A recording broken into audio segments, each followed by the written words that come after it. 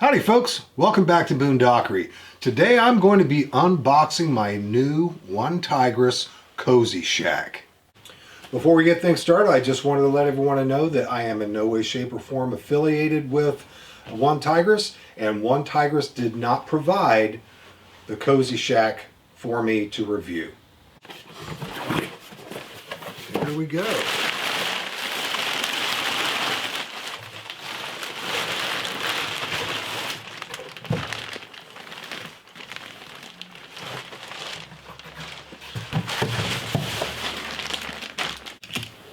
Now I'm going to be talking a good bit about the tent and my reasonings for getting this tent here toward the end of the video, but I wanted to go ahead and start off with just the basic unboxing so that way everyone can see exactly what comes in with it.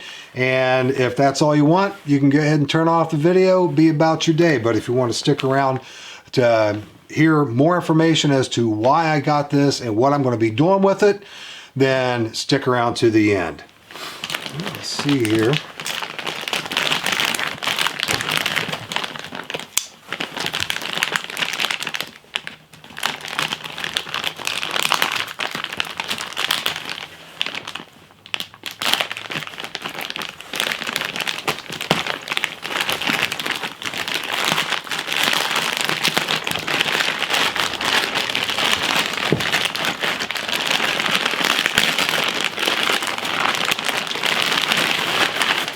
Right off the bat, I like this carrying bag, and the reason being, as you can see, there is a lot of extra room in here.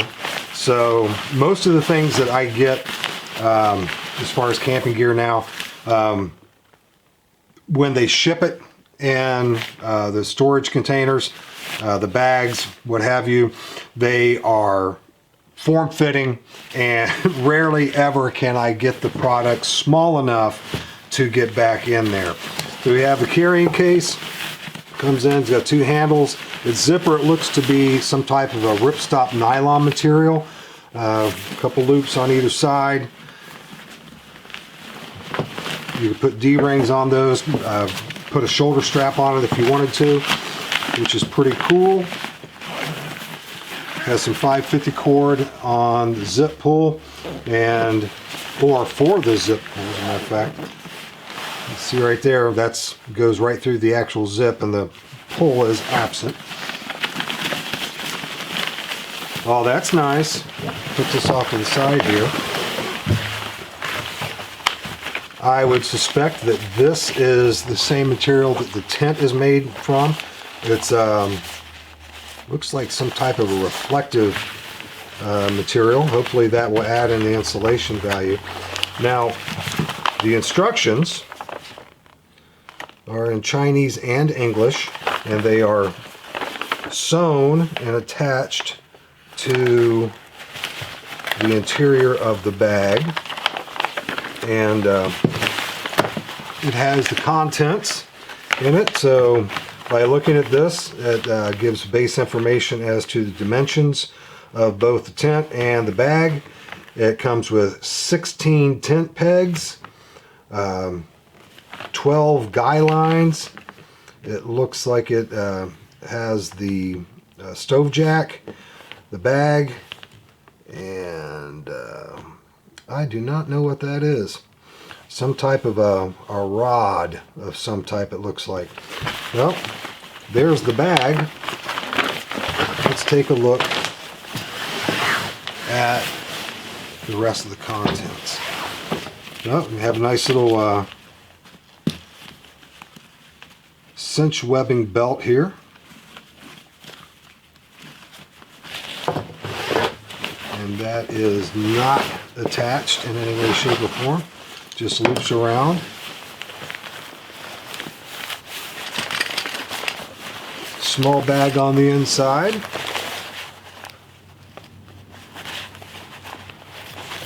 That is pretty heavy duty. I like that. Let's see. We have some appears to be tree straps And this tent setup is designed specifically to be able to be used with no poles. However, you can purchase poles or make your own poles to set it up. But these are the tree straps that would be setting up on the peaks on either side. So we got those.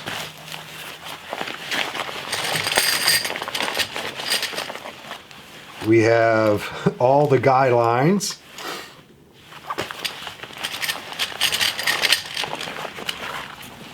And a whole bunch of tent pegs. Let's see if there's anything else. Oh, another tent peg. Tent stakes if you prefer. And that is it. I can tell right off the bat, I like these tent stakes. I have seen, and I purchased some, as a matter of fact, with the One Wind tent stakes, they had very deep hooks that went all the way down. It dramatically weakened the strength of the tent stakes, and I broke them several times. That's just a very small hook right there. And even the ones I buy, I believe they're Coughlin, I buy them all the time. They have a hook on all three sides which weakens that one spot. So that is a good, strong feature, and each one of them comes with a bit of webbing or a bit of cordage that's more than sufficient to be able to grab hold of, and I like that. Now I'm going to have to check out the information on here as to whether or not these are or are not reflective, because I can see just a little bit of a little pattern in there, so that might be reflective. And if that's the case, I really like that, because at night you can see them, but during the day they still appear fairly subdued. The stove jack is already attached on the inside. I just want to take a real quick look at some of the construction of this before we go much further. And this looks like one of the side zips that you would use for entrance and exits. This is a waterproof zipper, which I really like that. You have some fairly substantial webbing that's good and thick. Grommets to secure those down with stakes. They have snow skirts all the way around, and it has that reflective material on the inside of the tent. We'll see how much insulation value that adds to the tent, because it's basically a ripstop nylon material. I love the color. And here we have a nice little feature here, a buckle, and that would lock your zipper for your side entrance, just in case you have high winds or anything else like that. A lot of times they'll pull and they will actually open the zips and the flaps, and if you have the buckle on there, that's going to prevent that from happening. And it would be very easy for you to unzip it from the inside. Just reach down and buckle it, or reach down and buckle it and then zip it the rest of the way down. Let's take a look at some of the stitching.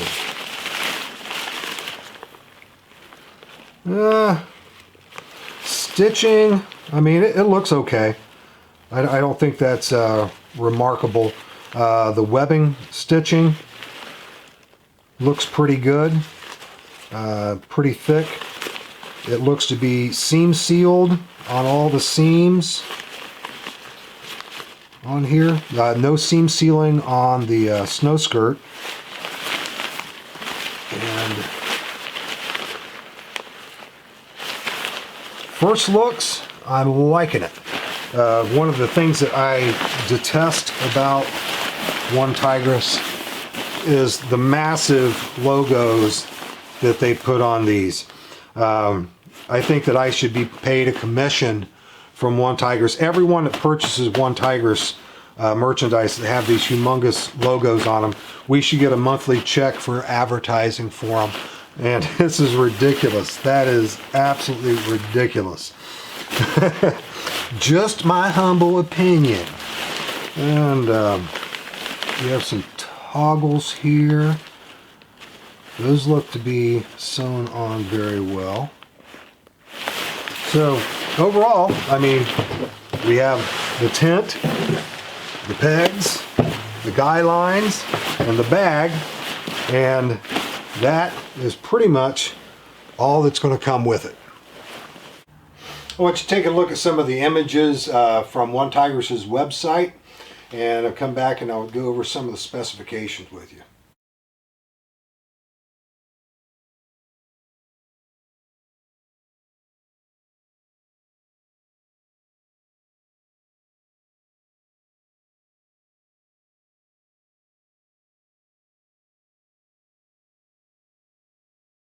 Now, as you can see from the images from the website, that this is an incredibly versatile structure. And we'll talk about some of those features here in just a minute, but we're going to go over the basic specifications. It is, the fabric that they use to make this with is 70D ripstop nylon. It has a PU coating and a silver coating inside. The waterproof rating is 2,000 millimeters. Well, it's folded up in the package. It's 19.7 inches by 7.8 inches by 7.8 inches, or 50 centimeters by 20 centimeters by 20 centimeters. Unfolded, it is, by length, is 8.7 feet. Width is 8.7 feet. Height is 6 foot 5 inches, or 268 centimeters by 268 centimeters by 200 centimeters in height.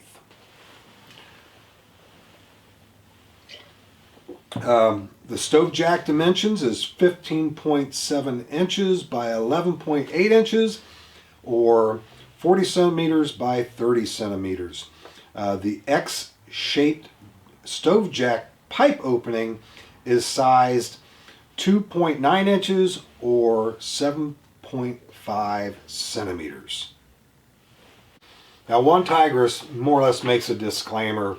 In a nutshell, they're saying if you don't use the One Tigris Tiger Roar tent stove, you know, anything that happens to it, it's on you as far as a stove goes. I looked at the Tiger Roar tent stove, wasn't real impressed, especially for the price, so I went with another one. Now, from everything I was able to glean from the website and was able to get from the very few YouTube videos that are out there about this shelter, I was intrigued enough to give it a try.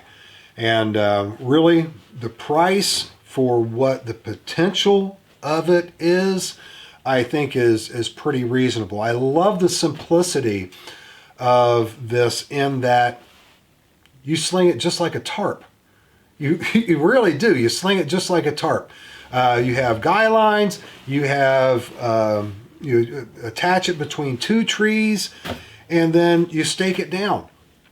And that is super simple. But you also have the flexibility of being able to either make your own tent poles or purchasing some. I actually ordered a set of 4 collapsible tent poles so that if I didn't have adequate space in the trees to be able to set this up between 2 trees, I could set it up with 4 tent poles. Actually, probably just 2, because I'd be using the tent poles on the 2 ends where you'd be strapping them down to the trees and guy line those out, and then guy line the other 2 corners out the way you do with the tree configuration.